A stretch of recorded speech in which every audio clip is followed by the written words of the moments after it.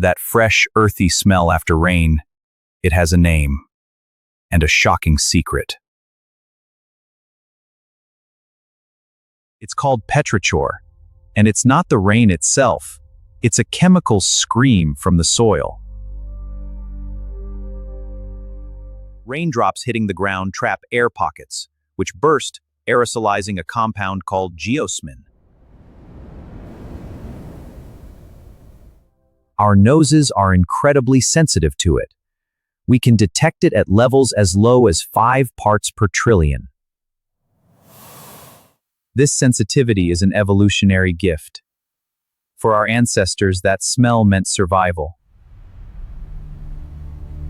The good smell of rain is the smell of bacteria dying, to tell you life can begin again. Follow for more mind-blowing facts.